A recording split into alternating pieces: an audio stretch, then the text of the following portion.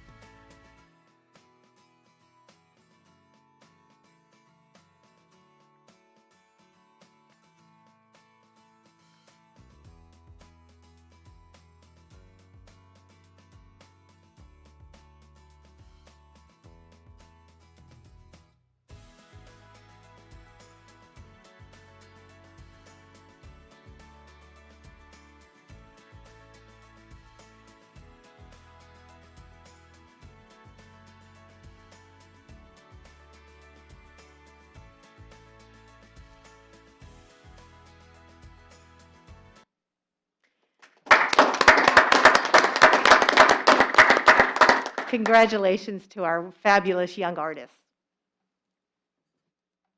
Thank you, Dr. Dudley. I know in the past our students have had an opportunity to come in and stand by their picture on the wall. What type of opportunities have we extended to our students this time? Sure. If their parents would like to bring them in, they can come in and stand next to their picture to get a photo opportunity. They can certainly, and if they'd like to call to make sure there's not a meeting going on here, they certainly can do that. Great. Thank you very much, and congratulations to our students. I know we certainly do love having the artwork on the walls, and it certainly brightens the room, and it's just shocking at how talented our students are. I mean, even I know there's pictures of our kindergartners that have drawn up there and have painted, all the way to the high school. So thank you for bringing that. Next on our agenda, we have Mr. Inskeep, who's going to be discussing the high school boys 2021 tennis day champions.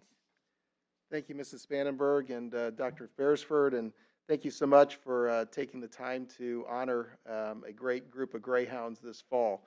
The boys tennis team won their state record 5th consecutive state championship this fall. It was a very special occasion, as it was the first time ever that Carmel High Schools had the honor of hosting the Indiana High School Athletic Association state finals at our own facility. So that was definitely a special moment on a special day to set a state record on our home courts. It was also the 8th title in the last 11 seasons for this group, and also the 14th overall. And I might add that this group of student athletes has the highest grade point average of all of our athletic programs at Carmel High School as well. So we're very proud of them in all sorts of different ways, but certainly getting it done in the classroom and representing us very well in all areas on the tennis courts as well. And Emily Bauer has done a great thing for us to put together a video commemorating the season. So without further ado, I will play the video. And being on the team has meant so much to me. I've made some really close friends. I've had a great time being a part of such a great group of guys, and I'm going to miss it for sure. Impact that the Carmel tennis team has had on me is I've made some of my best friends and hope to keep them for the rest of my life. A bunch of hardworking guys to really put the work in during the off season to win another state championship.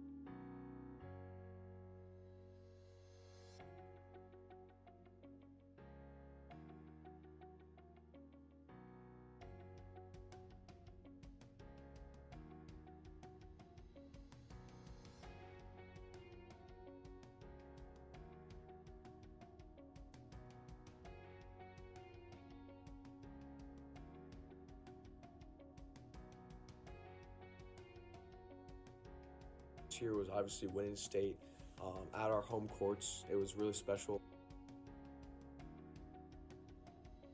It means a lot to win another state title. 6 in a row is a huge accomplishment, a state record, so I'm super proud of all the guys. It took a lot of sacrifice and effort and hard work.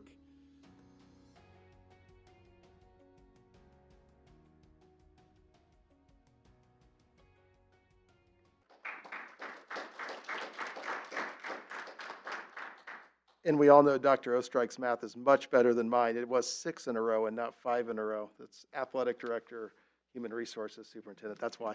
And thanks to the board for to honoring these great Greyhounds, and we appreciate all that you do to support our students and their extracurricular endeavors. Thank you. Thank you, Mr. Inskeep. I do have a couple questions for you. How many of our seniors, or how many are seniors or will be returning next year? And are any of our seniors going to continue playing tennis? Yeah, that's still to be determined because it's still in the fall. A lot of those opportunities to play at the collegiate level are still kind of working its way out. But we will have a handful of those varsity starters back for next year, which is great. It's been a terrific mix.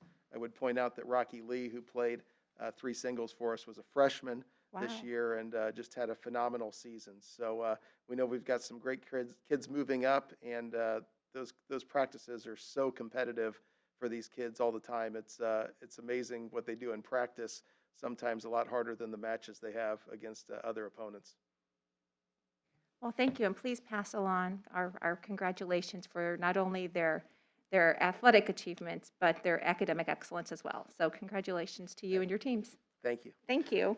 Ms. Vandenberg, I might add Yes. that, first off, I'm an English journalism major, so Carmel Tennis is now inventing words like 5-peat to tie the state record, and then 6-peat to now be the all-time record holder for consecutive state championships. But So I got the chance to watch them, not in the state finals this year, but and I think it was a sectional or region one of those. And what an amazing group of kids. And their enthusiasm and teamwork is something special too. They really pull for one another out there. Everybody on the team was with every player all the time.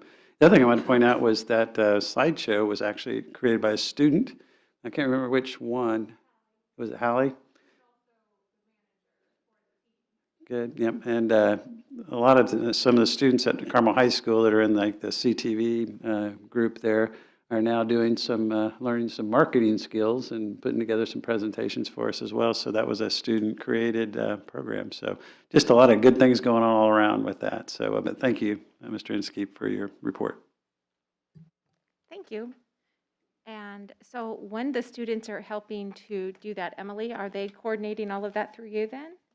Well, please pass along our congratulations to all their fine work as well. Thank you. And next on the agenda, we've got the Carmel Education Foundation Fall Grant winners. And for that, we'll turn to Dr. Dudley. Thank you. So this evening, I'd also like to present our educators that are the Carmel Education Foundation Fall Grant winners. And the Carmel Education Foundation's mission is to support the Carmel Clay students in academic achievement and lifelong learning. This fall's grants, the Great Idea Carmel Education Foundation grants, were focused on innovative instruction, wellness, STEM, and learning recovery. This fall, they awarded 23 grants. They awarded 13 individual grants to educators, 1 collaborative grant, and 9 team grants. And here are our winners of the Fall Carmel Education Grant Foundation.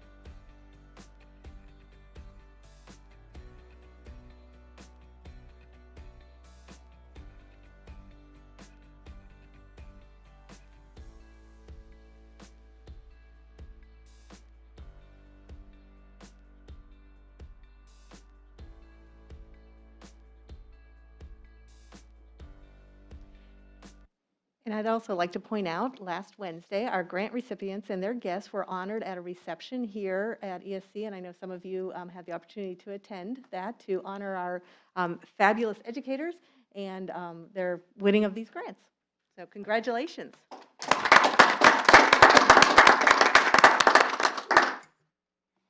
Thank you, Dr. Dudley. And when we go back to having everybody join us, I would like to say I really enjoyed the video, and I would like to see us continue with that. I like that that will live on in perpetuity online, and so people can see what we've been able to do with the resources that the Education Foundation has so generously provided to our teachers. If I may, this was a wonderful event. I attended, and one of the teachers, this was her 6th grant. And it was really impressive to see how many people had come back for repeat grants. It was really, really wonderful. Would anybody else have any comments they'd like to share? Mike?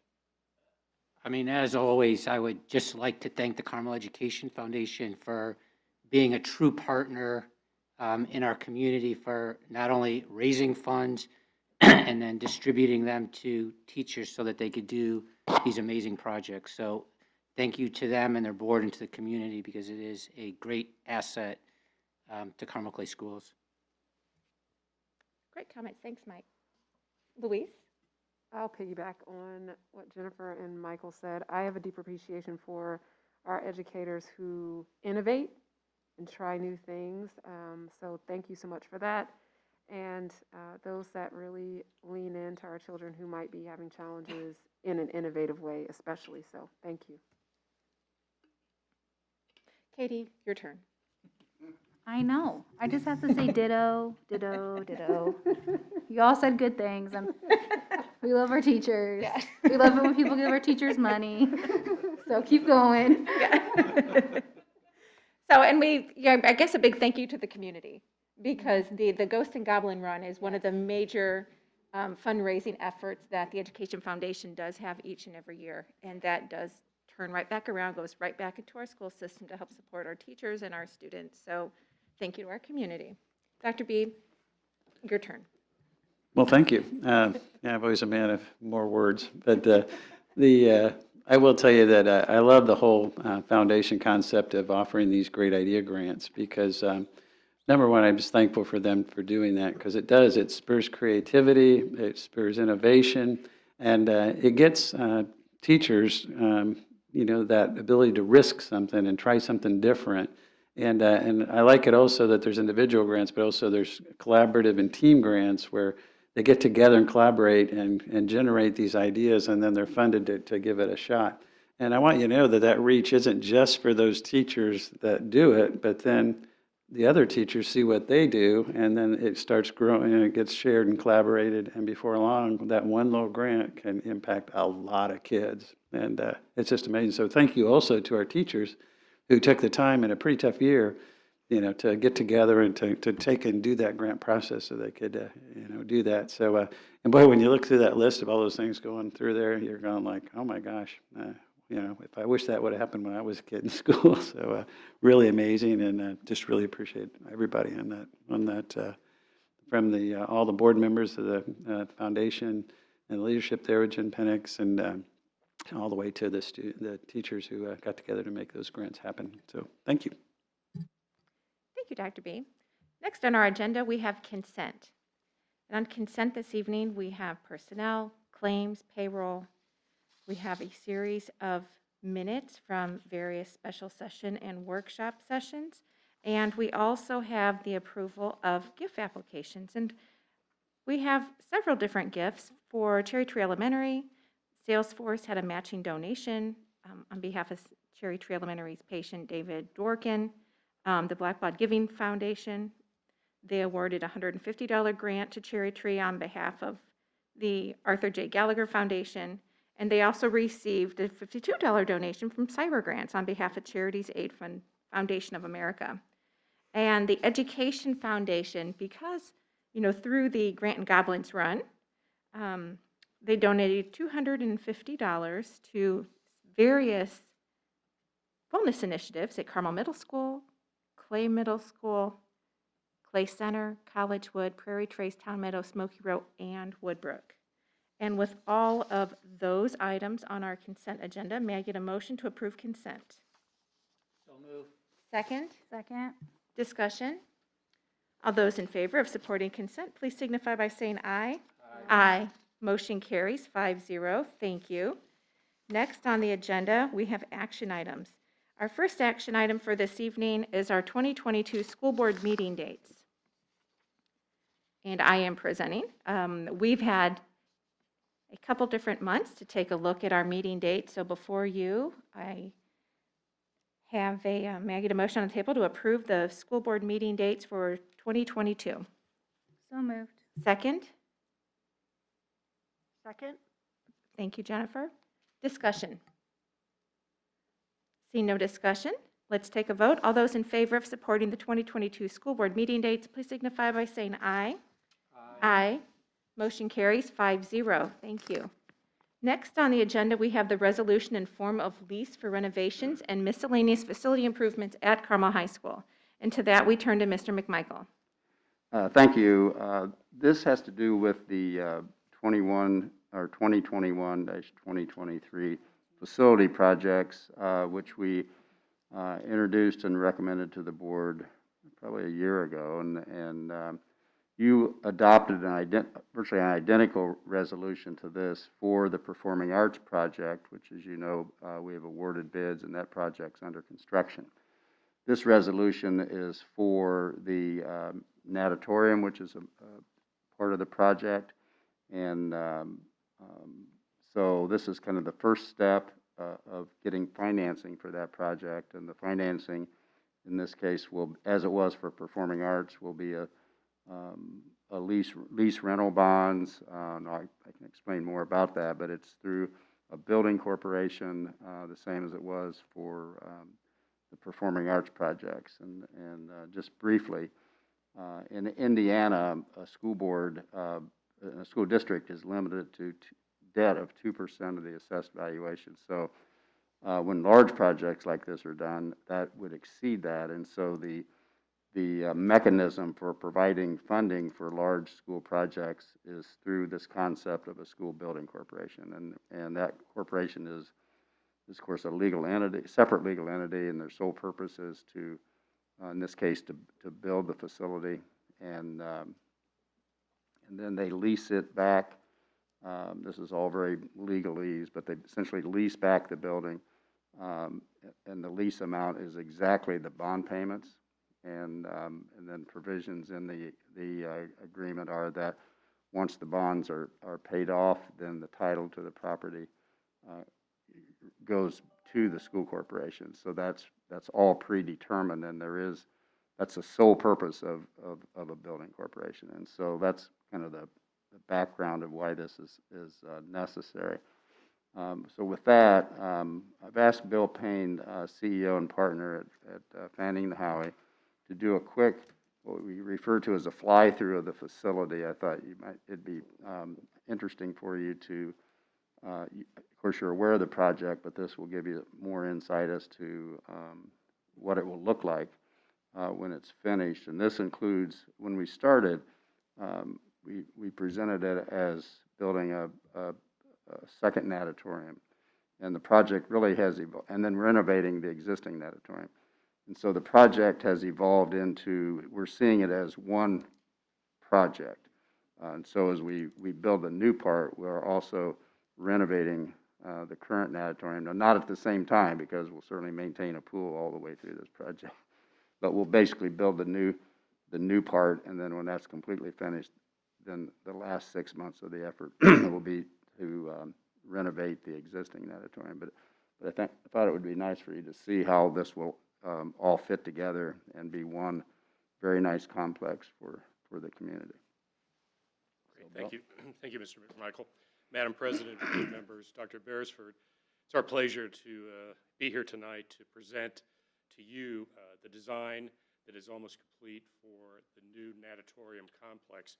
I'm pleased to have two of my key team members that are really doing all the heavy lifting here and will be participating in our presentation.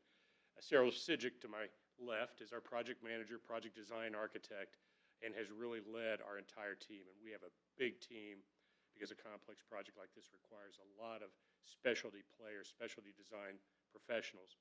We've been working closely both with central office administration as well as administration and leadership at Carmel High School. I'm disappointed Mr. Inskeep left. He said something about getting a frozen turkey into the refrigerator this evening. He's seen his presentation a few times before, but we've been working very closely with him throughout the project. Kate Talkington, our project coordinator, who is remote, will be doing the driving, and she is responsible for much of the drawing development that you're going to see here this evening. And by the way, what you're seeing actually is a manifestation of very detailed orthogonal drawings that architects love, but for the purposes of explaining the building design, it's much more fun to fly around and fly through. So with that, I'll turn the floor over to Sarah Sidgwick to talk about the exterior of the building, the addition. You know, this has gone from a natatorium addition to an athletic complex. And when we started the process, we started meeting with staff and collaborating with staff, not only on the floor plans and the spaces and size of spaces, but as well, we talked a lot about the exterior.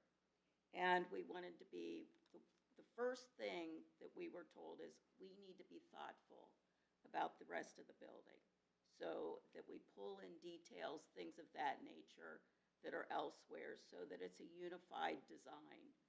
So as you can see at the main entrance, we've pulled a similar detail as the administrative area and the canopies in that soft arc canopy, which is just so cool to see at the end of the axes of the main entrance drive. And that will literally be a new door 21. So the usage and circulation is going to be very similar for students as they've worked through learning the building from freshmen onto seniors now. But I think as Bill gets into the floor plan, you'll see how the circulation has changed, and it's a little more directional, so it'll help with some of the flow early in mornings at high entrance times. So to the west, which is all glass, brick and glass, we're required code-wise to have four stairs actually. So we've got our 3 main stairs that get you from the spectator area down to the first floor so that you can exit the building. But it was really important to make that a light and lacy space. And I mean, to the point where we've looked at details, we've pulled the mullion grid off of other areas of the building and incorporated that. The 2 entrance doors there are actually not entrances, they're emergency egress doors, so you won't have students going in there. But it's very light and lacy. It's going to be a really energized space at that spectator concourse, and you'll be able to see it from the exterior. And the other thing that we incorporated at the main entrance was a large plaza area, and that can be used for pep rallies, team events, student get-togethers, freshman events before school starts, things of that nature. So we've been thoughtful about how that space works, the pedestrian versus bus versus cars, and how we get kids safely to and from the parking areas to the main entrance. So Kate, let's go to the north of the pool. This area, the brick portion is actually in the spectator concourse. Then where you see the white, that's actually metal panel, and that is the mass of the competition pool, the diving tank, as well as the therapy pool. And again, we've united sort of the brick with the metal panel, which you see in other areas of your building. As you go along to the east side, this is really the hard connection of the existing pool to the new natatorium. And what we've done is really focused on a lot of the details on the east elevation of the existing pool and united those into the east elevation of the new pool. We've got a gentle arcing slope. It's just really soft, and it does a lot of great things for the interior of the competition pool space. It lends itself to acoustics, which Bill will get into. And then we've got almost nearly all glazing in the competition pool area on the north end. So it's a really dynamic space. And as I said, this was generated with not only staff and administration, but our team, our engineers, and it's been a huge collaborative effort.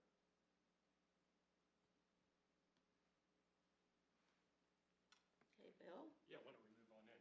Okay, so Kate, let's go on to door 21, or as I affectionately call it, area 21. It is a, it is a much larger entrance than what you currently have at door 21. Just to the right is the SRO office for visual control and security as visitors are coming into the doors.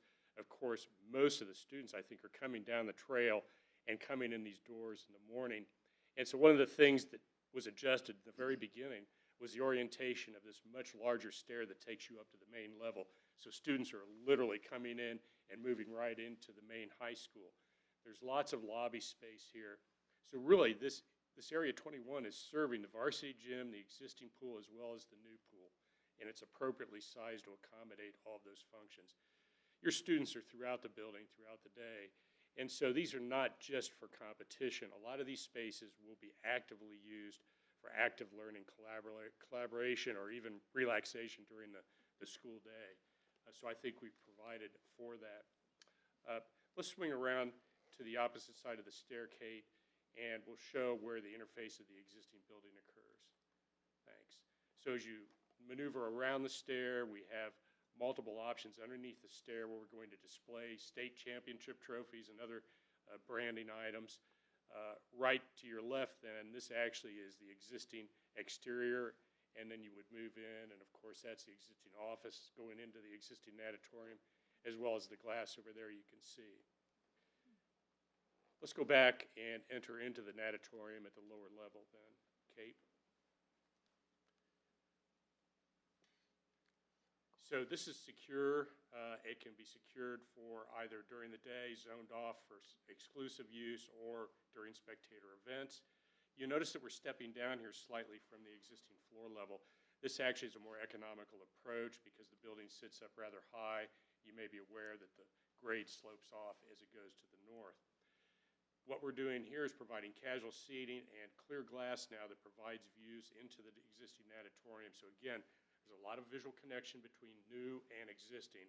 It's an entire complex. You can imagine that you might have events where both are actively being used for competition and movement. This concourse takes you down then to concessions immediately to the left. And then moving down, let's go north, Kate, along the concourse. So the stairs that Cheryl mentioned that get you immediate egress exiting come down from the upper level. To your right, where you see blue, these are locker rooms for athletes. We also have what we call a hospitality room. We'll enter that from the pool side. Let's go on up to the top here, to the upper concourse via the stair. We will have 1,200 seats exclusive of standing room. So we have a big spectator load. One of our favorite architectural terms, vomitories. Feathers are exclusive from this. You bring your own. Let's go on through the vomitory into the seating area. Yeah, it's a Roman term. Yes. Roman architectural term for spectator events. Okay, so here we have just entered into the natatorium, into the seating area. We're actually standing where disabled persons or handicapped seating is available. You can see the main 50-meter competition pool. So what we've done with the complex is made each one of these provide a different type of opportunity. This is a 2-meter depth pool, so there is no shallow end in here. It will be an extremely fast pool. The gutter will be similar in design to IUPUI's natatorium. It does have movable bulkheads in it.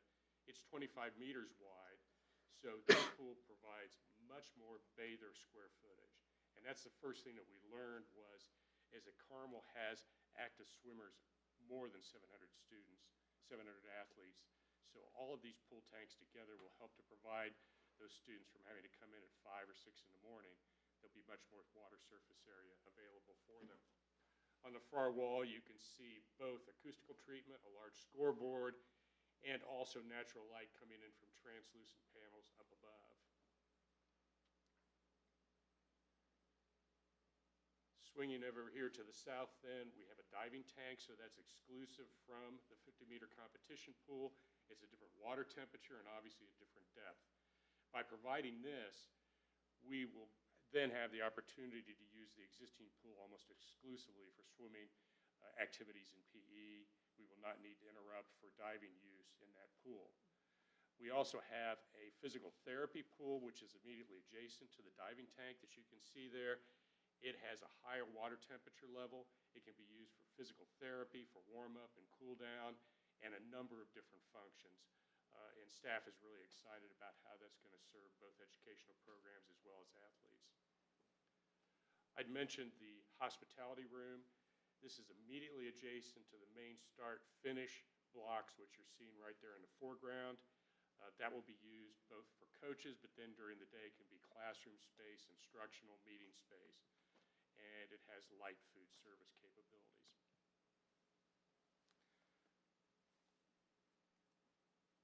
Let's go back up to the seating deck, Kate. As we swing back out here, you'll notice on the north wall, all of this glass. It's just going to be a fantastic space to be in, both for competitors and for visitors alike, and spectators, of course. In working with Mr. Inskeep, so you'll notice that we have both a combination of stadium seats as well as bench seats. One of the things that we've learned in designing pools, particularly when you have those long age-level competitions that go throughout the weekend, is people need some relief. And so we have both casual seating where you can still be part of the activity and yet not be at a bench seat, or we also have up at the very top a cross aisle that serves for countertop seating, high-top seating. So again, there's a variety of types of seats that will accommodate all types of uses for spectators. We'll probably also have some press locations as well as camera positions up there. As we swing back to the south then, again, you'll notice that we have a strong visual connection to the existing pool. So here we are on the main level of the high school, more casual seating, and again, introducing now clear glass where the green semi-translucent glass is presently. So whether you have competitions going in the existing pool or the new pool, you'll have immediate visual connection. I sort of skipped ahead a little bit, but on the lower level, there is also access directly from one pool room to the other. So swimmers can move, coaches, and so forth, officials can move quickly. Yes, there's the ramping system that takes you between each pool.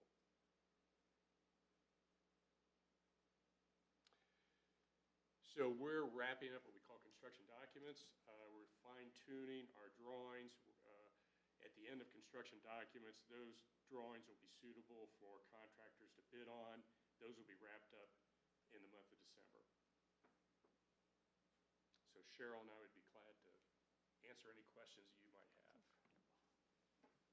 Oh, sorry, this is the second level of 21. And again, ample space, concessions, movement from the stairs up below, and obviously access to the seating at the existing natatorium as well as into the varsity gym, or continuing to Greyhound Station to the south.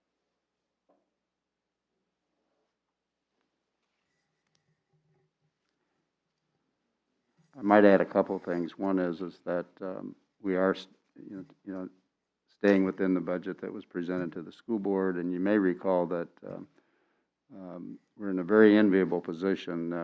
We still anticipate that this will be an 8-year bond, and which is kind of unheard of, that this will be entirely paid for in 8 years.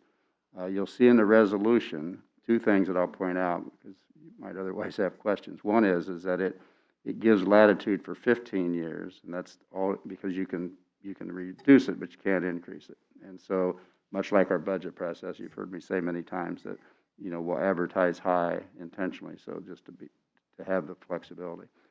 But again, we still anticipate that it will be an 8-year payoff, and likewise, the amount that's in this resolution is about about 11% more than our current estimates.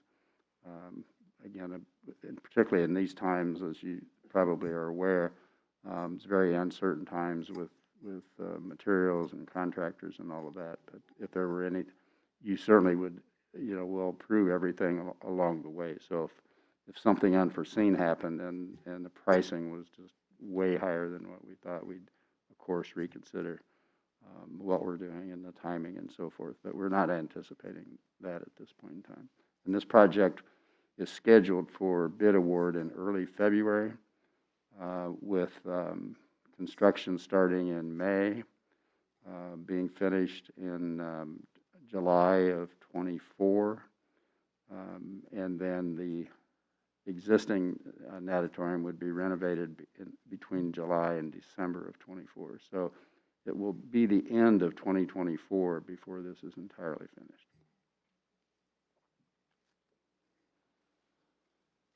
Thank you, Roger. Thank you, Bill, Sarah, and Kate.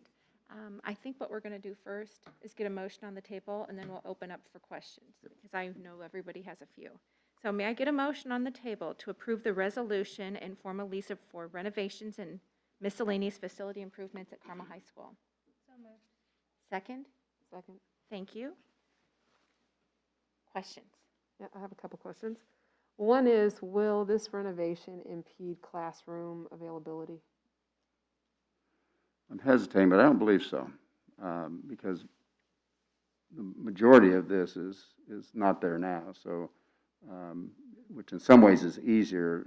Performing arts, for example, where we are occupying, but having to renovate while we're occupied. This, in some ways, from a construction project standpoint, all the new part, we're not disrupting anything that's existing, and we won't disrupt what's existing until the new part's finished.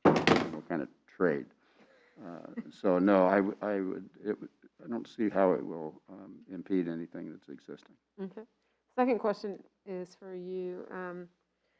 Do you have a process in place to solicit bids from diverse suppliers? The architects don't. That's not the process. That is handled by our construction management firm. Okay, so Skillman? Skillman, yes. Mm-hmm. And they do have a process in place where they work with major contractors and provide information and some resources to support that effort. Sometimes that, depending on the work and so forth, that may be in the form of subcontractors or not. It just depends. But we do make an effort to be as inclusive as we can with minority contractors. Okay, other questions? And if not, I have a couple. First, it looked as though the road that goes around the school comes back. Yes. So that will be opened up. Once this is complete, we will have that. In some form. The last meeting that we had, it was noted that, as you're familiar with the current arrangement, the circle, if you will, has to be large enough to accommodate buses, and it also has to be large enough to accommodate 2 lanes, because otherwise we would have swim parents. If it was a single line, it would be backed up to the stadium. They need to be able to have the second. In fact, we modified what's there from what was originally built for that reason. And so we had quite a discussion about that. And even considering, is this the best place for it, basically where it's at now, except farther out. And I don't know that we have an answer, but we definitely are looking at that. So there will for sure be some type of a bus pickup arrangement and turnaround to be able to get back out.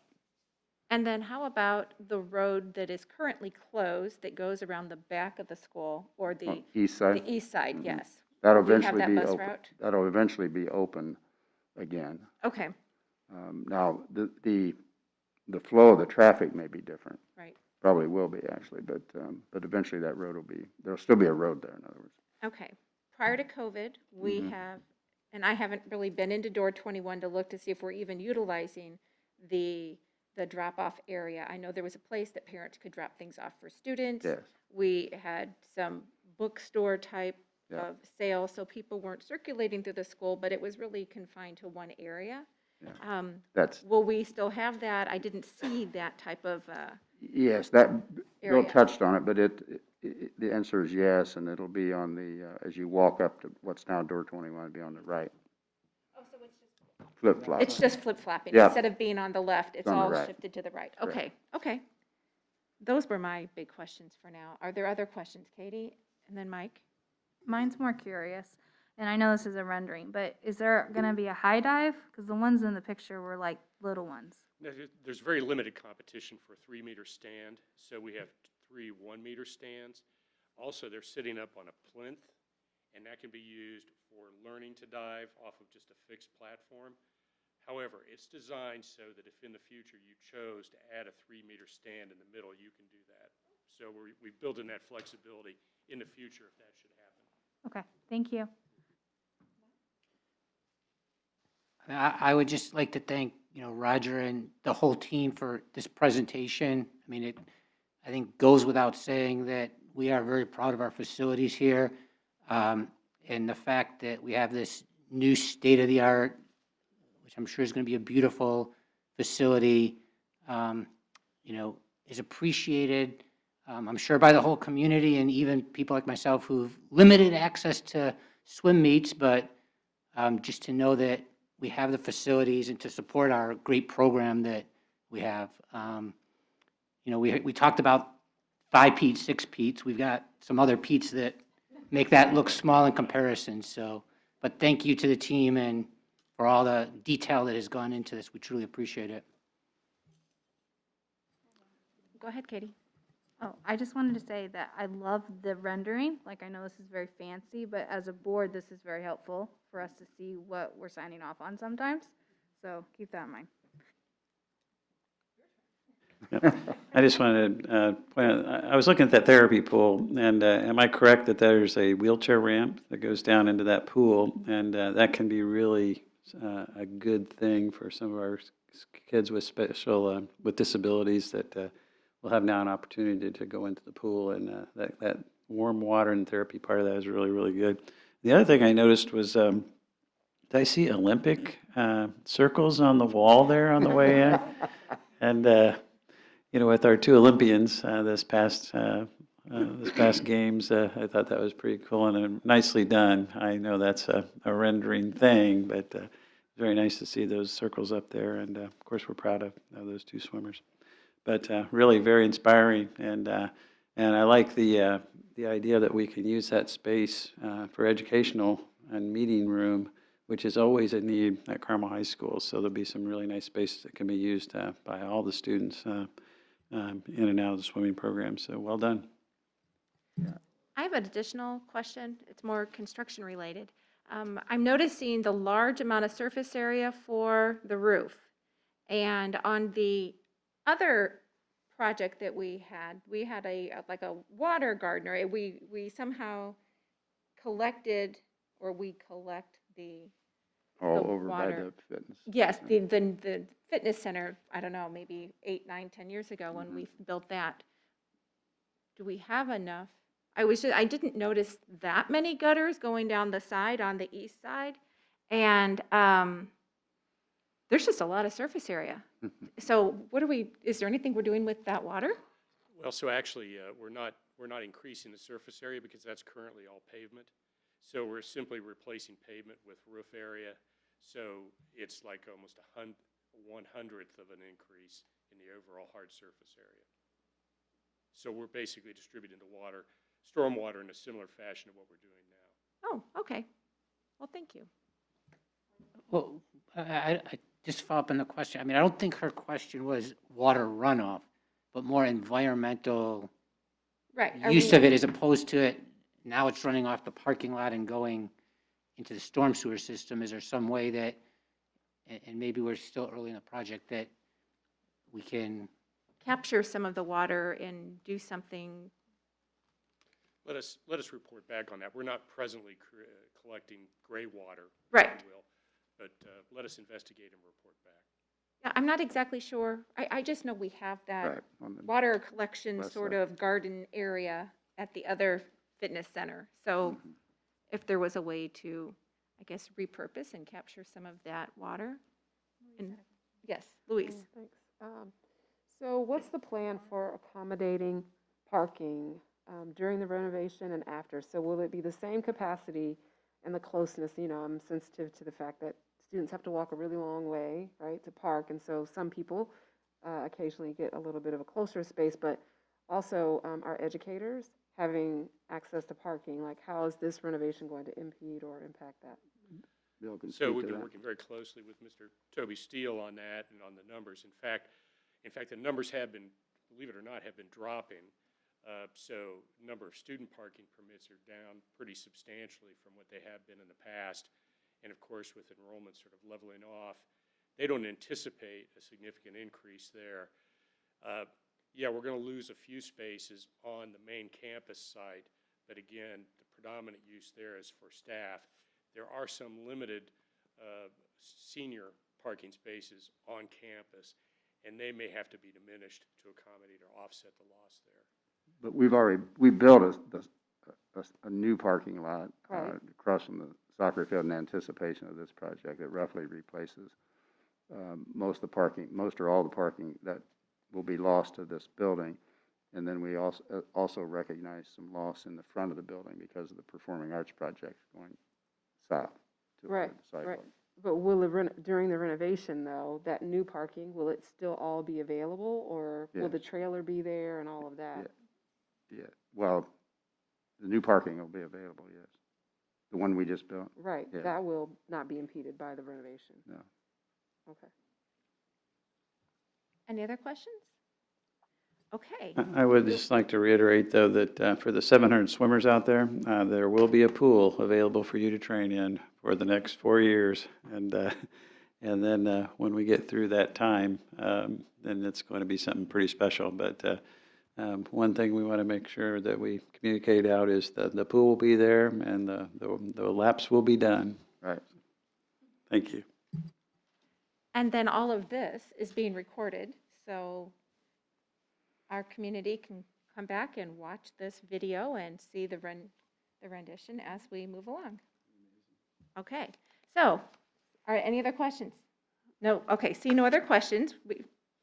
Your hand is up. Is it a question? I was going to do change orders. Okay, well, we still have to vote on Yes, this one. Okay, thank you.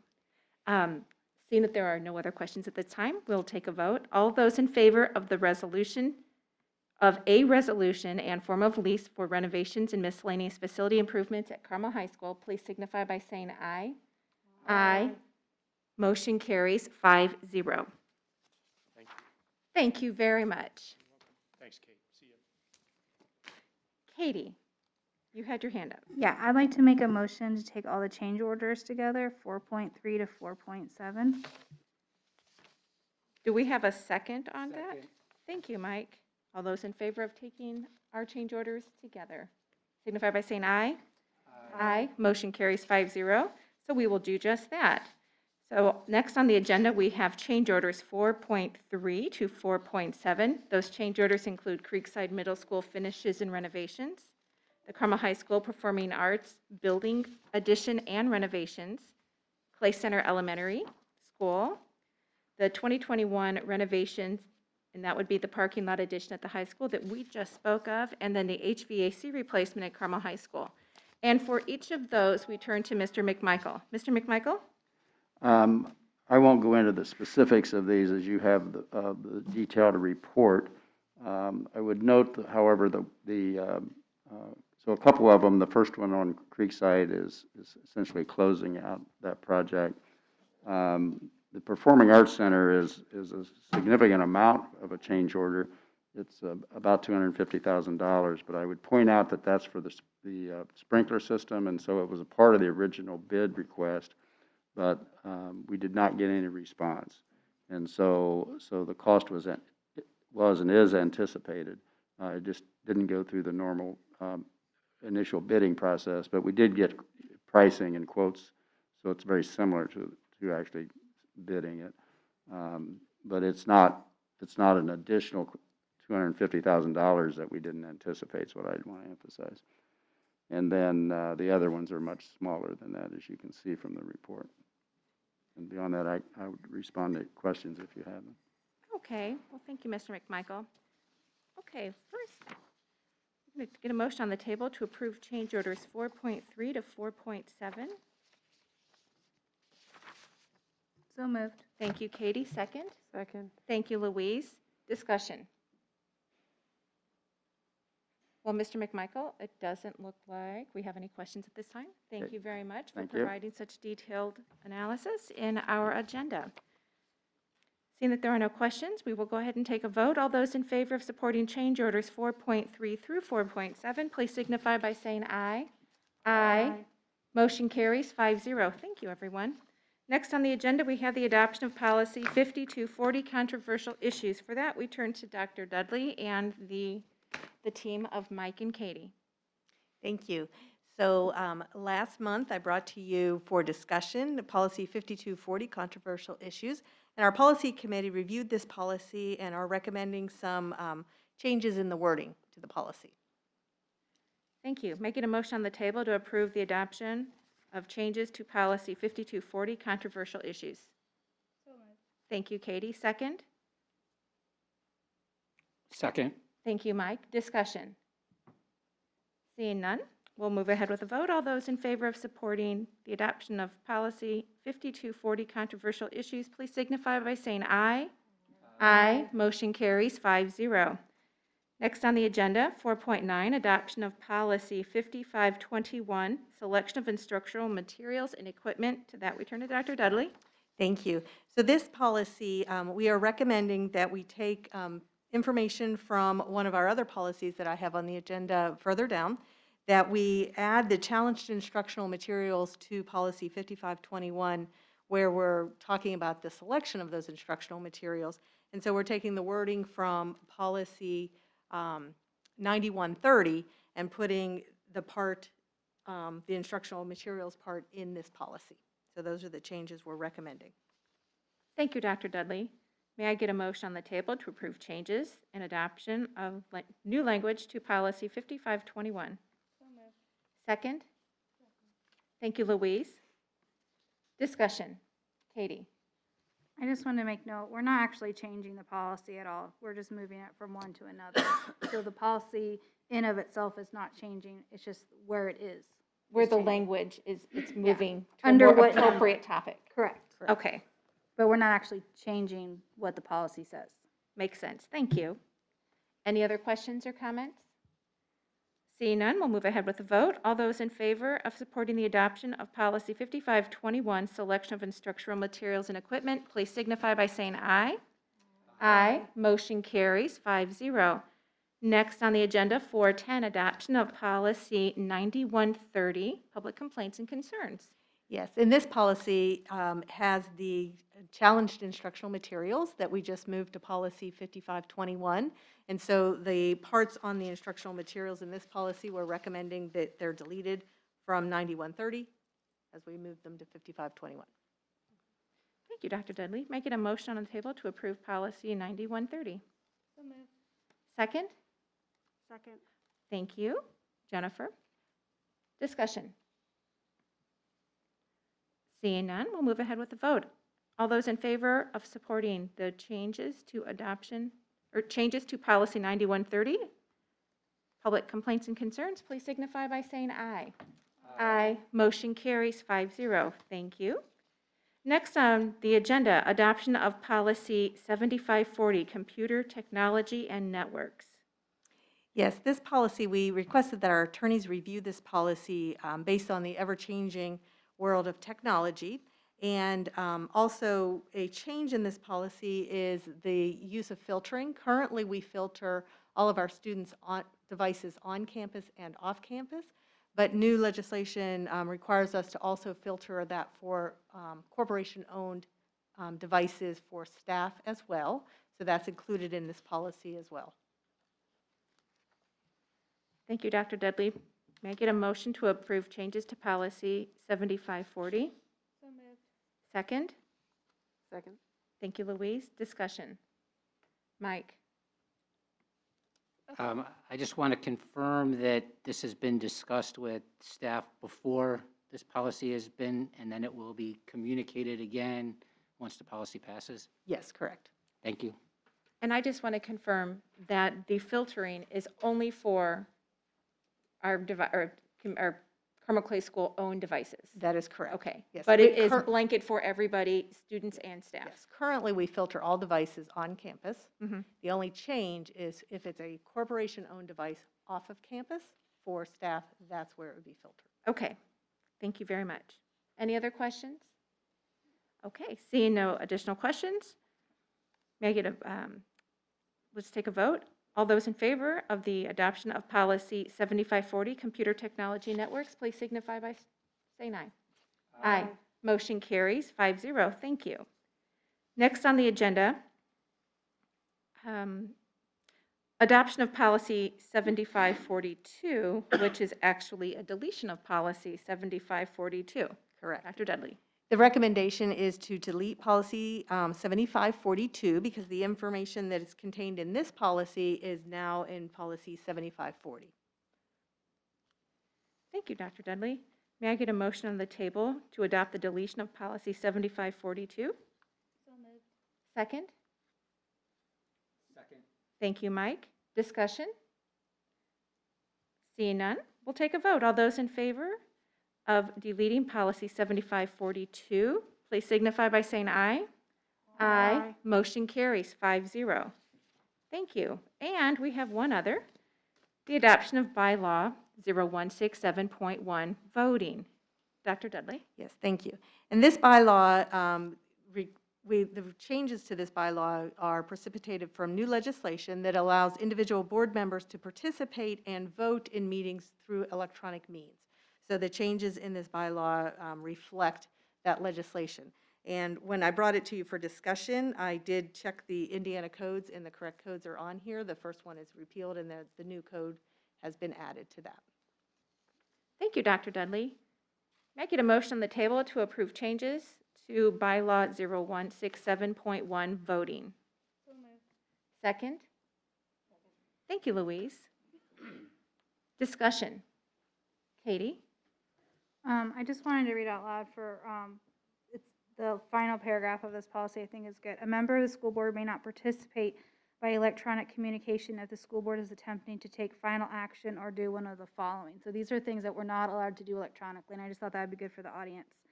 Adopt a budget, make a reduction in personnel, initiate a referendum, establish or increase a fee, establish or increase a penalty, use the school board's eminent domain authority, or establish, raise, or renew a tax. So those are ways that we cannot do it virtually to do a vote for those specific reasons. So I just wanted to, I thought that would be good to kind of share. Thank you, Katie. Other discussion? Mike, you're looking. Yep. And I know that Dr. Dudley has already said that this was initiated because of a change in the statute. Basically, we are mirroring what Indiana code permits us to do so that we have that flexibility if the board so determines that we want to take advantage of these not being physically present, but being able to participate in the meetings. Thank you. I will add, though, that a majority of the board needs to be present to have a meeting. Okay, thank you. Any discussion or other comments? Seeing none, let's take a vote. All those in favor of language changes in the adoption of bylaw 0167.1, please signify by saying aye. Aye. Motion carries 5-0. Thank you, everybody. We had several votes this evening. Next on the agenda, we have a discussion item, and to that we turn to Mr. McMichael, the Carmel Dads Club Management Agreement. Thank you. Carmel Schools and the Dads Club has had a very positive relationship for over 55 years. This is essentially an updating of the agreement, first as a result of the new Clay Center Elementary and the new construction at Carmel Elementary. We needed to change some reference to Orchard Park, for example, and being able to reference the new Clay Center Elementary School. Secondly, the amount that the Dads Club pays the school district for use of school facilities has been reduced slightly to recognize the fact that Carmel High School in particular, but Carmel schools will be having access to the new Dad's Club facility. So they're very proud that they're of their new facility that will be available soon, and I know Jim Inskeep's very excited about the ability to be able to use that facility. And then thirdly, there's been some adjustment in terms of the way the Dad's Club provides about $35,000 a year to the school district, and so we're proposing to distribute that money more to the schools and less just to the school district. In part, primarily to number one, the schools, of course, interact with the Dad's Club and the students that participate in their programming. And as you might imagine, that can be challenging from time to time. And so they very much appreciate some recognition financially with that. But what's really driving the change then in terms of the distribution is the schools are receiving less than half from revenue that they used to receive from the exclusive beverage provider. In this case, it's from Pepsi. Previously, it was Coca-Cola. And so there is an attempt here to offset that a little bit. That money is very important to the schools. It provides them with some discretionary funds to use, and so it's frankly not particularly meaningful in the context of the entire school district, but it's very meaningful for the schools. So that's it, and there will be a few editing changes. Mr. Kirshner, for example, noted that this has been around for years, so it refers to the use by Carmel, the city of Carmel, or Carmel and Clay Township. Well, as you know, the entire township is a part of the school district now, so it's just taking out the word Carmel. And then a couple of other things. When this agreement was written by Church and Hiddle, we weren't focused on safety and security like we are now, and so there will be some additional language that will note that basically the Dad's Club will be required. They already do this, but it'll state it in this agreement that they'll be required to have their employees have background checks as approved by the school district. So they do that now, but it'll just be put in as a part of the agreement. And so I think there's that, and maybe a couple other minor edits that you'll see before we actually ask you to approve this. Thank you very much. I guess we'll open it up for discussion. And first, I'd like to say thank you to Mike for looking at this so closely and identifying some different areas for us that we might need a little more clarification. Mike, do you want to start off with comments? I mean, I just, thank you, Roger, and Church Hiddle, and then, of course, thank you to Carmel Dad's Club. I mean, the relationship and the ability that they provide us is, again, goes to the strength of our community. Yes. Not only do we support schools, but athletics, that. I guess the only question I have at this point is, is there a change from the use of the softball facilities at Prairie Trace? No, it's Okay. not. It wasn't contemplated in Okay. anything here. Okay. Because, it's just marked out on the Exhibit A that. Oh, I think that's because, as I'm remembering now, when this was drafted, we had anticipated building what was then the new softball complex at Prairie Trace, and moving it basically from Cherry Tree. Oh. And at the end, obviously, that didn't happen, and so that's the reason. Thank you. Mm-hmm. Any other questions or comments? Louise? Will this agreement be amended at all with the new facilities? I know with the new facility at the high school being updated, upgraded, all of that. I know that Carmel Dad's Club leverages the high school for a lot of the swimming activities, so I didn't know if that would be. No, that's for the swim club, not the Dad's Club. Oh, okay. So trying to think, but the work that we're doing at the high school doesn't really have an impact to the Dad's Club, other than they'll enjoy the any renovated Got it. facilities, like like Okay. up at the stadium eventually. The swim club is separate. But the swim club's a different entity, yes. Gotcha, thank you. Sorry about that. Any other questions or comments at this time? Thank you. Thank you. Roger, should we have any additional questions or comments, we will certainly reach out to you. Good. And then, moving along, we have a first reading of policy 9161, audio, video, and digital recordings on school district property. Dr. Dudley. Yes, thank you. So we recently updated our student records policy, and at that time, our attorneys recommended that we also develop a policy on audio, video, and digital recordings to protect our student information. So this policy outlines for our stakeholders, our parents, our staff, as well as our students, when video, audio, and digital recordings are allowed and when they are not allowed on school property. And obviously, in this policy, as it states in here, parents want to go to the football game and videotape their child playing, or they want to go to a performance, and as long as it's not a copyrighted one, they want to videotape their child playing in the orchestra. And obviously, that's still allowed. But we do talk about videotaping within the classroom, within our school buildings, for purposes that are not educational purposes outlined in this policy. And so this policy was reviewed by our attorneys, and our policy committee developed this policy in order to make sure that our student information is protected. Thank you, Dr. Dudley. Open up the floor to questions. Anybody from Katie? I'm just piggybacking on what she said. It was very intentional that we talk about, that parents coming, recording, like, first day of school, meet the teacher night, you want to take a photo of your kid and the teacher, or famous Hoosier projects. Like, definitely, absolutely, we want parents to take photos and celebrate all those things. This is really kind of the areas outside of that. Thank you, Katie. Any other questions, comments? Great. Should we have additional ones, we will send those along the way, and then we'll anticipate on having a final vote on this at the December 13th meeting. Thank you. Thank you, Dr. Dudley. And Dr. Dudley, we have more for you. So, jumping onto reports, 6.1, our student data report, which is our graduation pathways. You are leading that. Yes, thank you.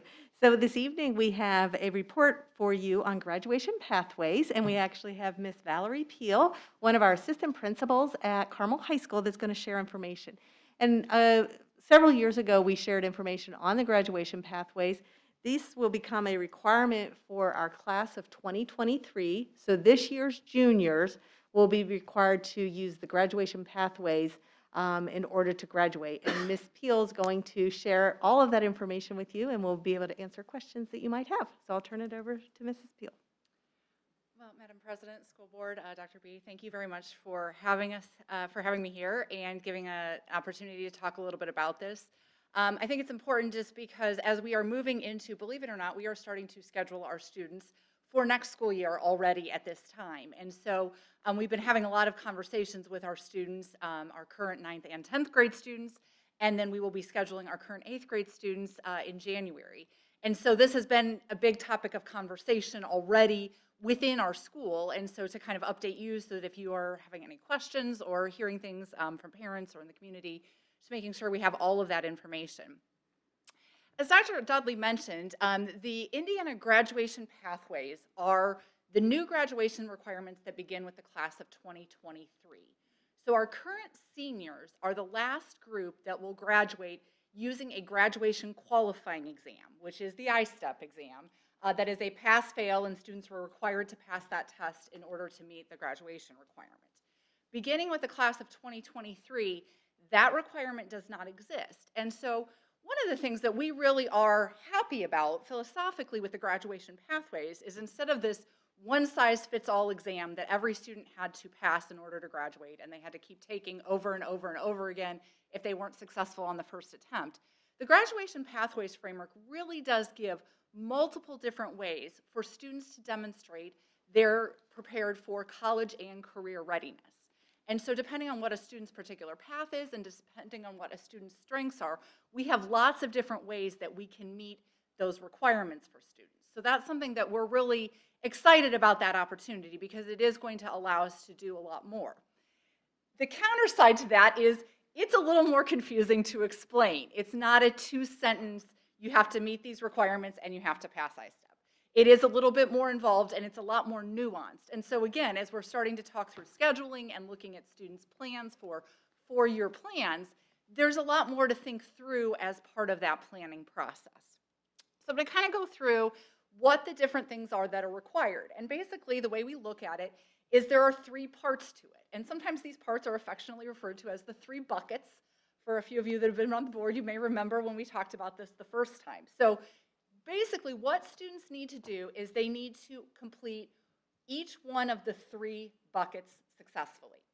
So the first part is earning an Indiana high school diploma, and I'll talk a little bit about that in just a minute, but that's their credits that they earn in high school. The second piece is that they have to learn and demonstrate employability skills in one of the areas of project-based learning, service-based learning, and work-based learning. And then the third one is they have to demonstrate one post-secondary ready competency. And so again, we'll talk a little more detail about what all the different ways are that they can do that. So the first part is bucket 1, as we refer to it, is earn an Indiana high school diploma. And this requirement should look familiar because, and I'm knocking on wood as I say it, that requirement has not changed at this point. So what students need to complete in order to earn a core 40 with academic honors, or a core 40 with technical honors, is continuing those same requirements. The state has not changed what those credits look like and how many credits in which areas they need to complete. So our students will continue to have the plans to do that. The second requirement is learn and demonstrate employability skills in one area. And it's important to note, again, that students only need to complete one of these options in order to meet their graduation requirements. We know we have many students at Carmel High School that are going to complete multiple different ones of these, but in order to meet their graduation requirements, they just need to do one. One of the options is a project-based learning unit, and we have developed project-based learning units in 2 of our courses, biology and health, specifically so that students can meet this requirement. Those are 2 classes that are required for graduation. All students take them. They're great units. They're great things that allow students to really take that project-based approach and go more in depth with their thinking. And so that is an area that students who are completing those courses will take that unit as a part of the course and meet that requirement then by doing a little reflection at the end of the unit that we then document. We do also have service-based learning opportunities. That is a requirement that could include any number of different community service projects, either through the school or through an outside organization. Athletics, performing arts, we have many service-based clubs or clubs that do service opportunities as a part of that, so they could do that. And then also a work-based learning option. So if they work a minimum of 50 hours, either paid or unpaid at a part-time job or an internship or anything like that, they could meet that requirement. So again, the goal is that students have to complete at least one of those in order to meet their employability skills requirement. The third bucket is the post-secondary ready competencies. And this is the one that I will say is the biggest meat of what we are really working through that's new to us for the students. And so what students have to do, again, is demonstrate competency in one of the following. We, again, know we have many students that will probably meet multiple of these, but they must demonstrate post-secondary ready competencies in any one of these.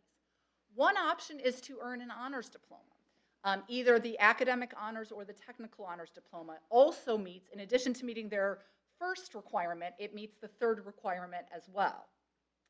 The thing that's a little bit challenging about that is that we don't know until the end of their 8th semester completely if they have met that requirement, because one of the things included in the requirements for academic honors diploma is that they have to earn a C- or higher in all of the courses that count.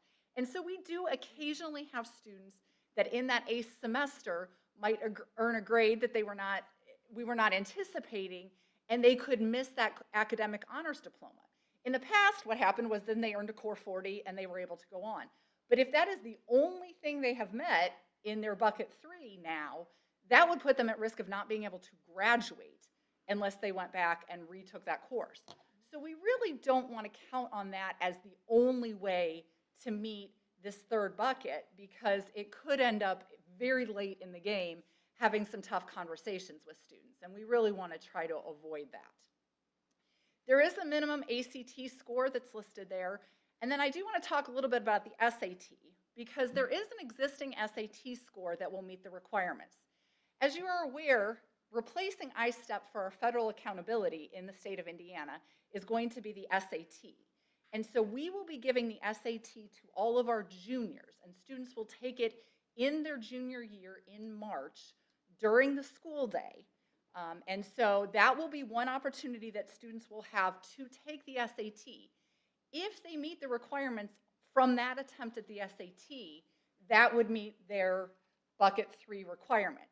The one thing that's important to note is the cut score listed here is the existing score. The state has said once they give the SAT to all of the juniors across the state, they are going to re-look at that score and determine. So that score may change for the class of 2023. This is the one we're using for the class of 2022 if students are pursuing this option. But for 2023, that score may be adjusted. The state, we're waiting for information from the state after we give that. We also have the ASVAB as an option, which is the military entrance exam. We've given that for a number of years to some students, and students have been able to meet that score through that option, so that's been an opportunity.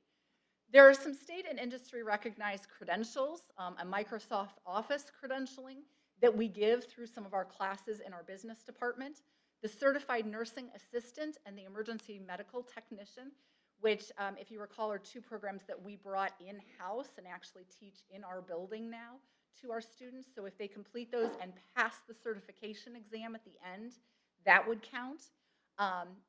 So those are some other opportunities. I'm going to talk a little bit more about the Career and Technical Education Concentrator here in just a minute and what that looks like. But students have to complete a state-approved career pathway. The other option is AP, IB, or dual credit classes. And students earning a C average or higher in at least 3 of those courses can meet that requirement that way as well. If it's an AP or IB course, they do have to sit for the exam, the corresponding exam for AP or IB, although it does not require a minimum score earned for that exam. So again, as we look at all of these, one of the things that we've talked about is that there's lots of different ways to do this and lots of different opportunities for our students, which is a great thing. But we also really want to start talking with students about what they can start planning for early on. Because again, we don't want to wait until their junior or senior year and then realizing maybe they haven't met one of those score requirements. And now we're trying to figure out how are you going to meet that bucket 3. So one of the things we're really looking at is those career and technical education concentrators. And what I think is great about this is, first of all, it's a great opportunity for students to start career exploration early on in high school, which I think is great for all students, regardless of which diploma path they're on or what they're pursuing, to give them some opportunities. So we are very, very fortunate at CHS. We have lots of different career technical education pathways, and I'm going to show you those here in just a second, available at the high school on site. We also have some additional ones that are available through our partnership with J. Everett Light, our career center. So if students are traveling to the career center, there are some additional options that are available to them there. The way the Career and Technical Education Concentrator works, and I know the board has been involved a little bit in this process because we've had to make some adjustments to some of our course titles and some of our course offerings. And we greatly appreciate your support as we've had to work the last year or two. We've had some additional changes, maybe more than usual, to try to get this aligned. Is that students have to take in a career pathway 3 courses in sequence in order to meet the Career Technical Education Concentrator. So they have to take a Principles course, a Concentrator A course, and a Concentrator B course. And all of these are year-long courses. So they're a full 2-semester courses. There are no 1-semester options in the concentrators. And so what we want our students to do is really start thinking early on about which concentrator might be a good fit for them and encouraging them to maybe start one of those concentrators as early as their freshman year or their sophomore year. Because again, a number of these concentrators are 3-year pathways. And so if they're going to need 3 years to take all 3 of the courses, If they wait until their junior year, they're not going to have time to get that in and meet the requirement that way. So we really want to start looking at it, and we're already starting to we're going to be talking with our 8th graders, we're talking with our 9th graders and our 10th graders to say, which of these pathways might be of interest to you? And then go ahead and maybe at least take that principal's course in your freshman year or sophomore year. For one thing, we've also talked about the idea that not only does it give students an opportunity to explore a career they are interested in, it may also help them figure out what they don't want to do.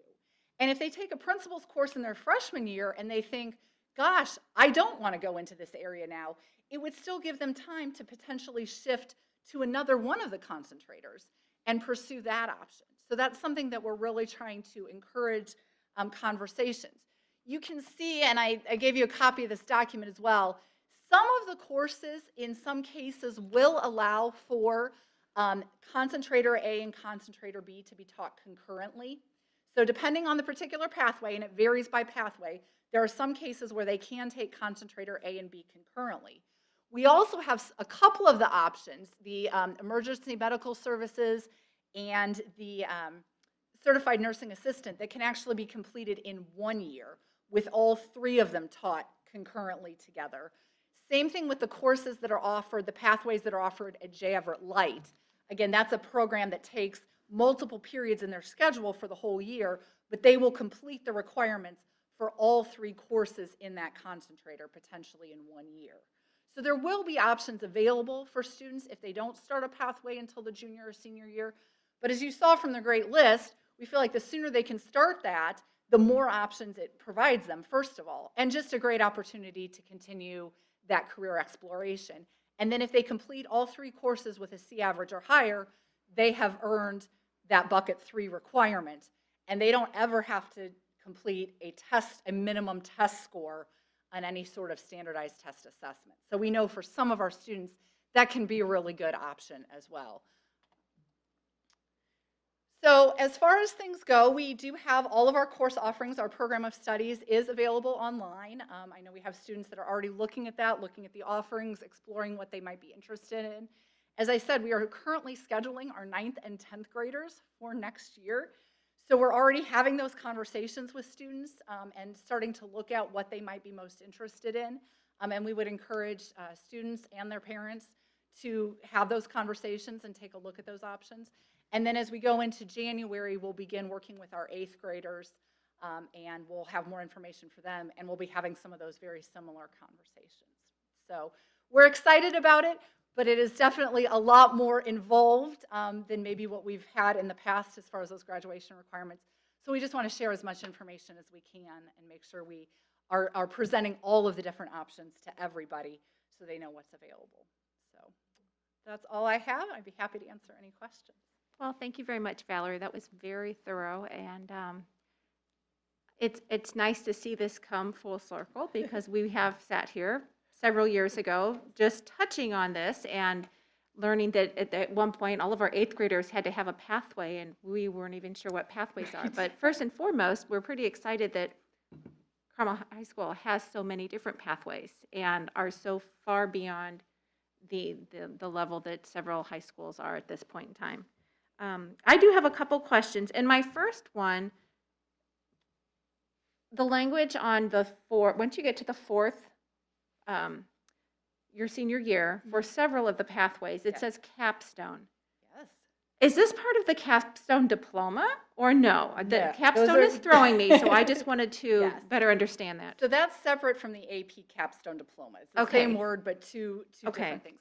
What this would be and what the capstones are designed to be is definitely much more of that when we start talking about like an internship or something like that, an experiential learning where students, those would probably be courses that would not be necessarily taught full-time in the high school, but where students would get opportunities to go out into the community, into businesses, to actually be working in that career area as at least part of the requirements for that course. It might not be the entire thing, but the idea is that 4th year, and again, if a student begins in their freshman year and has taken 3 courses, that then by their senior year, they really have that opportunity to go out into that field and get some experiences through whether, like I said, it's an internship or an apprenticeship or anything like that. Okay. So that's what the goal is for those fourth-year courses. I do want to applaud Carmel High School for looking further and making things even more exciting for our students. My son is in the biomedical, principles of biomedical, and he found out this year that that fourth-year class is actually he get college credit for that. Yes. So that was a new exciting turn of events for us, and I am sure several of the other fourth-year courses. Are you working with Ivy Tech to develop a way for students to capture college credit for some of these classes? Yes, absolutely. So as you mentioned, the biomedical, that is one that we actually have all 4 years of already. And so that biomedical innovations course is the fourth year, and it does include already some opportunities where students actually go out and do some work in the community with local businesses and things. So that's great. Yes, that is absolutely part of that. Again, there's some of these already have some partnerships set up. You can see in some of the cases, some of our even principals and the concentrator A and concentrator B already have dual credit options available to students. So they can already start building that dual credit even earlier than that senior year. They don't necessarily have to wait for that capstone. And then depending on the particular program, there may be opportunities for additional credits in that senior year in those tied to those capstone courses. So yes, that could happen as well for sure. And we are continuing to have meetings with Ivy Tech and with other dual credit providers to see what more we can continue to align. Okay. My second question for you has everything to do with communication. Okay. So if we have a student who that we've determined their junior year that they've not done well enough on their SAT or their ACT, what communication goes out to parents? Because my child wouldn't have come home to say, oh, by the way, I'm not doing well, Right. and I got a problem. So that's not happening in my house. And I imagine that doesn't happen in several homes. So what type of communication do we have with parents so they can be part of this process and that they recognize that perhaps they want some tutoring or they want them to do an online class or something that would really help promote some institutional knowledge on how to take the test that perhaps they'll do better? Sure. I think there's a couple different pieces to answer that question. One thing I would say is that our hope is to really start that communication much, much earlier than even the junior year with families, again, starting to look at some of these career concentrators as early as freshman year, sophomore year, so that when it gets to that junior year and we do get those scores back, if they've met that bucket through their SAT score, that's great. But we hope we have students that are also already in the third year of a career pathway and can meet the score that way as well. Certainly if we get to that point when they're in their junior year and once we know those official scores, just like we would do with I-STEP, if a student has not met that concentrator, has not yet met that third bucket somehow through any one of the opportunities already, definitely then that counselor is going to be reaching out to those parents and saying, let's take a look at that senior schedule, let's take a look at what options are available. We do give ASVAB to the students in their senior year, and so they would have a couple of opportunities to take that, so again, communicating that.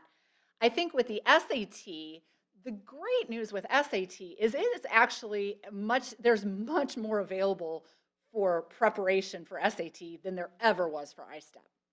If you are interested in doing preparation for SAT, there are so many different resources that are available of all different kinds and levels. And now that students know that SAT is going to be given at school to everyone in the spring of their junior year, that kind of gives a timeline to that. I know our math and English teachers have already started talking about that in their classes and doing kind of practice questions, because even just familiarity with the kinds of questions that are on the test can be helpful. So I think that's something that we're going to continue to encourage and promote, because this can be an SAT that students can use to apply for college and use as their scores if they choose to submit them to the university. So it can count as an official SAT for them as part of their college experience as well, which I also think is nice because, as we know, many of our students are involved in lots of the other activities, and so to not have a Saturday necessarily taken up by the SAT because they're going to take it at school during the school day, I think is also a nice thing for our students. So do our students, will they have to register for that independently, or will that happen through the school? And how do they pay for that? Do we pay for that? So the state of Indiana pays for the one at school, yes, so there's no charge to parents, and then the school will register them all through the system. But it is, as Valerie said, the SAT is not a graduating qualifying exam, but all 11th grade students do have to take it for the state accountability measure. But it's not, they don't have to retake it if they don't get those qualifying scores. Thank you. Other additional questions? Katie? Couple. First of all, I'm a parent of an 8th grader, so all this is like, oh my goodness. But I know you'll take care of us, but it is a lot to decide what my child's going to be tomorrow.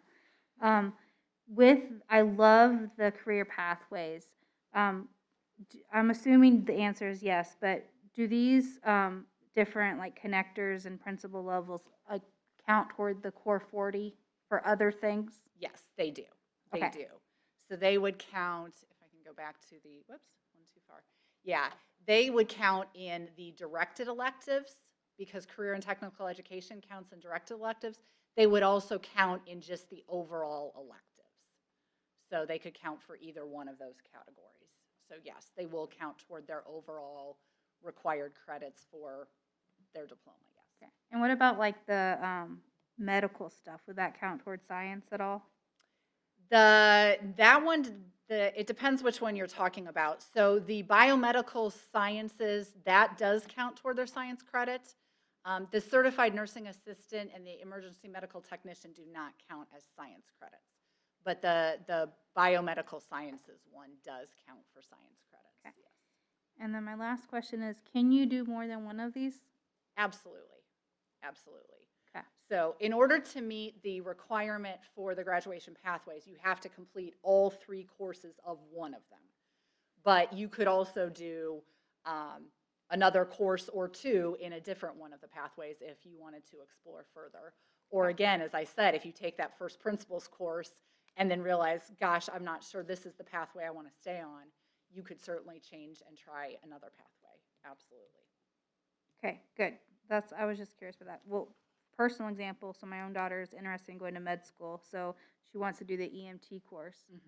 But then I noticed on here you have to be 17 by May 1st, and she's a very young person, so she wouldn't be able to do that till senior year. But then you have the biomedical sciences and technology, which is really cool too.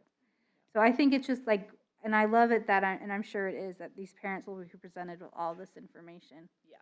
Yes. Of like talking with their children and stuff too. Yes. And I like that you can change because heaven knows what I wanted to be in 9th grade. So, thank you. Thank you. Other questions? Yes, Louise. A couple questions. So do we coach the kids to consider a pathway, or like when we have our schedule selection, do we actually pull those up and say, let's figure out what's for you, or do we expect the kids to come to us with that? So I think we do a couple of different things. One, we did through Naviance with our 9th and 10th graders, we actually gave them a short questionnaire that asked them and it was a drop-down menu, but they could select as many as they wanted. Which of these did they think they might be interested in? Just to give us a little bit of kind of that foundation of, if your daughter's interested in possibly the medical field, then we don't want to talk through the options in culinary arts necessarily, if that's something she's definitely not interested in at this point. So just to give us a little foundation. So we did that with our current 9th and 10th graders already, and we're going to be doing that with our 8th graders as well. And then as part of those conversations, then that kind of leads us to be able to say, have you taken a look at this? All the counselors have that same document of all of the different pathways and concentrators. So, and then at our academic transition night, which is for our parents of our current 8th graders, we will talk about this. We talk about this there as well and what that looks like, and having a lot more detail, again, as we've gotten this all aligned just within the last year and getting those principles and concentrator in A and B. I think it's a lot easier now to visually show it and explain what that looks like than it was even 2 or 3 years ago. So we'll be able to get a lot of that information out. So we do a little bit of both. We want the students to give us a little bit of an idea what they are interested in or what they think they might be interested in as a jumping off point. But then we also want to say, have you looked at all the different options that we have? Have you considered all these? Are you familiar with all the different things that we have to offer? Okay, thank you. And then how often do we reach out to colleges about building new pathways, looking at where we're going in industry and how we can prepare students for that? How often do we do that? I would say that we have several direct partnerships. We have a partnership with Indiana University with the Advanced College Project for dual credit and with Ivy Tech. And so we're in frequent communication with those two universities in particular because we're already offering dual credit through them. As far as reaching out beyond that to specific universities, I don't know that we're doing that, just more feedback that we get from them. Yeah, and I would say we're not just partnering with the universities, but when we go through our program evaluation, we also work with our businesses, our community. For example, when we looked at reinventing our STEM offerings at the middle school, in that program evaluation committee, we brought in business partners from the outside and really looked at what does the future hold for our students, what types of careers might they have and what types of experiences might they need in middle school and then also as in high school as well. Okay, yeah, that's really great. That's great. And then just looking at how sometimes our colleges, they evolve with their requirements for classes and what they'll count. And so I just wondered how our schools stay aligned with those changes. I don't know. In like, for example, the requirements for the ACP, those are direct Indiana University credits. However, the AP, what students can earn as far as credits at the different universities, that's up to the different universities, and that also may be up to the different colleges within the university. Like at Purdue, you may be able to earn it in one college, but you may not be able to earn those credits in another. And so that's all individual for the different universities and colleges that what they'll accept. Awesome. Love the pathways. Thank you. I have an additional question. A few. I thought we had 38 different pathways. Is that correct? Because I didn't see 38 on here. That was under Perkins 4. Okay. Since Perkins 4, we've also had Perkins 5, and now we are on the next level program of studies. The next So level, okay. despite the fact that we have not yet officially graduated students under one of these, the full class under this, the requirements have changed 3 times on us. Okay. So Perkins 4, that is already done. Okay. That was where they had to just take 2 different courses in a sequence. Yes. And those students, we've already moved on from that. Perkins 5, we do have a few seniors that could still graduate under using the Perkins 5, which again was 2 different courses. They had to have a minimum of, I think they had to have 6 credits in a particular area. Okay. So now they've realigned everything again to the next level program of studies.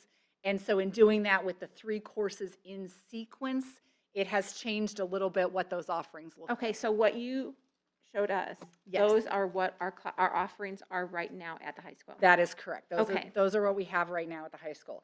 And I do think there are a few more that exist, and we are continuing to look at opportunities to add additional ones. I will mention we have, there is a Hamilton County Career Center Association that we are part of, and we're starting to have some conversations. And one of the things with that is, would there be through that program maybe some additional pathways that we could explore for students using all of the resources of all of our Hamilton County schools? Right.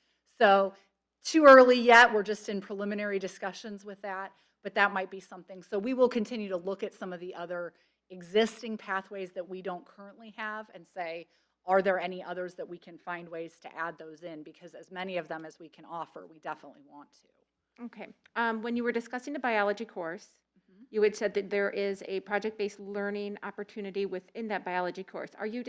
Was this specifically freshman biology? So everybody will have this covered regardless? That's correct. Okay. That's the goal, is that, yes, Perfect. so both freshman biology and honors biology. Okay. They have one unit within that course that is a project-based learning unit. So that will touch every freshman? That will take care of every freshman. Perfect. And then we Okay. also did one in health, because again, that's another course that is required for graduation that students take. So even if we get a student that moves in after their freshman year, and maybe they haven't completed that in their biology course at whatever school they came from, they would have another course potentially that they could Capture meet that requirement. And then if they've already, let's say, completed biology and health, then that's where we could look at some of the other options in service-based learning or work-based Right. learning for them to do that. But So- yes, the vast majority of our Mhm. students will complete that requirement right away their freshman year. So for the service-based learning, kids who are in Key Club, which the focus is service, Correct. so that qualifies as long as they have documentation on That's- how many hours? That's correct. Okay, That is correct. well, thank you. Any additional questions? I know I could go on. Okay. Valerie, thank you very Thank much. you very Dr. much. Dudley, I appreciate all that you've brought to us this evening. Next on the agenda, we have our monthly financial report. Mr. McMichael.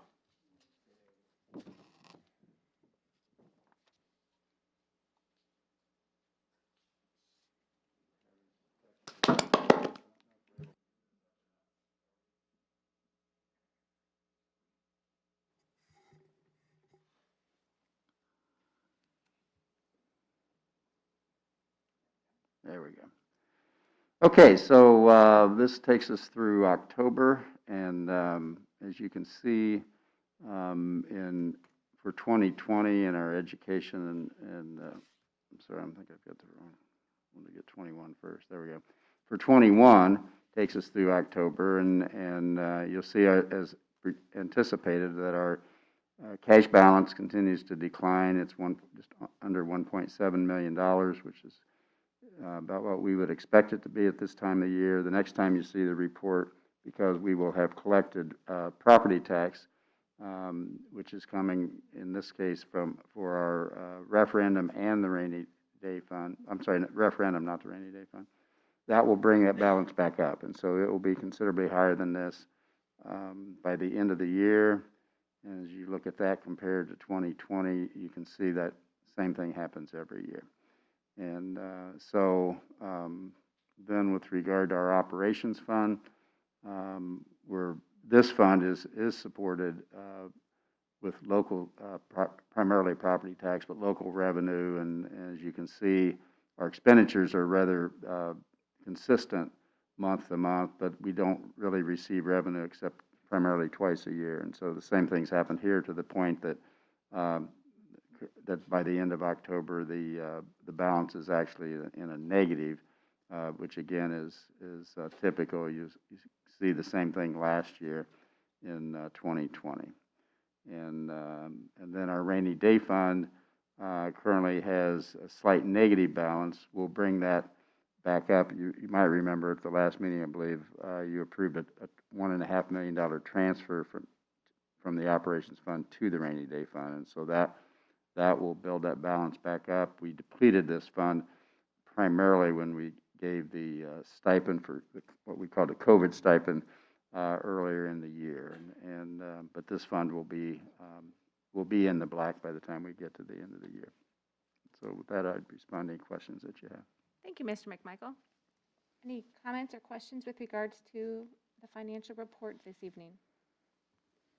Mr. McMichael, thank you very much for your time. Thank you.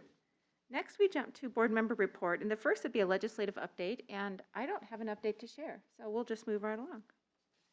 Louise, Carmel Parks. Yes, for parks, just a couple updates. One is the communications director, who also helps with diversity, equity, accessibility, and inclusion, shared with us an update to their site where they have deployed or actually implemented a new widget that helps people who may have a disability have easier access to services. And so I just want to promote that. If you leverage the Monon Center or any of these supportive services that Carmel Parks and Recreation provides, you might have more ease of use for the website.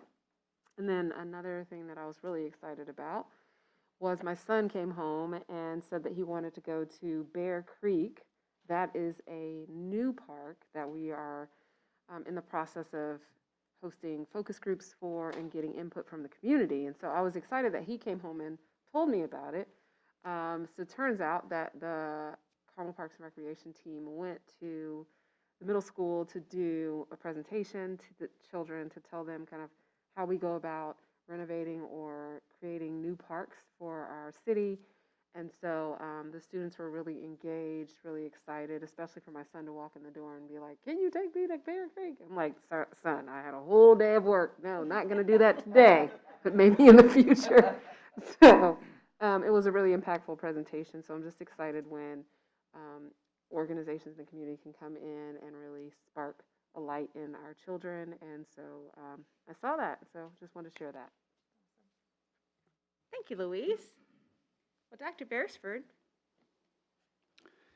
What a great, what a great night. You know, when you look through our agenda for tonight, we start out with our artists and some amazing artwork there. I actually have student art that is sent to me regularly that I put in frames in my office.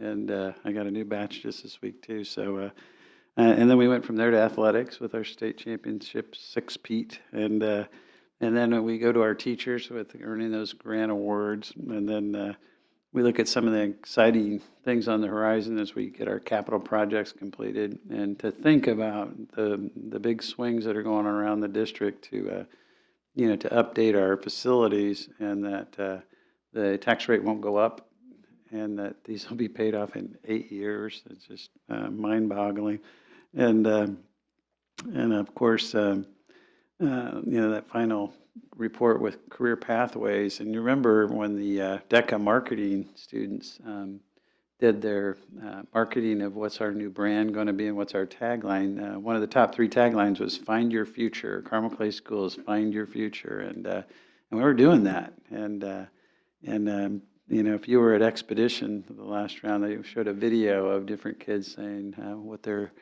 you know, college and career pathway is going to be, and that they are ready for that. So just pretty inspiring, you know, night, which leads me to my bell ringer, which is Thanksgiving. And, you know, tomorrow will be our last full day of instruction before we take Thanksgiving break. And I got to tell you, I've got an attitude of gratitude from our students, and meeting with their teachers, meeting in that space where the point of contact is and the magic happens, and then all the support services from there all the way up to this board. You know, everybody does what they can to make our kids have a, you know, a special education. Our schools are a special place to learn and grow, and I am just grateful to be part of this team. And as you can see from even just tonight's meeting, that team works very, very hard to make that happen. And so I appreciate your dedication and leadership and support, and my team here on the left, and all the other players we have around the room. And I just have an attitude of gratitude, and I'm thankful for Carmel Clay Schools, and I'm wishing everybody a wonderful break, and that everybody just takes a minute to count their blessings and enjoy that time to be thankful. And with that, the bell ringer is over. Well, thank you very much, Dr. Beresford. And the board would like to echo the attitude of gratitude, and we'd also like to wish everyone a very safe and happy Thanksgiving to you and your family and friends. We do have a couple upcoming meetings. There's only one left for this academic year. Very excited that our next meeting is going to be December 13th. That is a regular session for the school board. This meeting will be held in public, and that will be at Clay Middle School. So I just like to remind the board, we'll be resuming public meetings, and that'll be at Clay Middle School. And with that, may I get a motion to adjourn our meeting? So moved. Second? Everybody, yes. All those in favor? Aye. Meeting adjourned.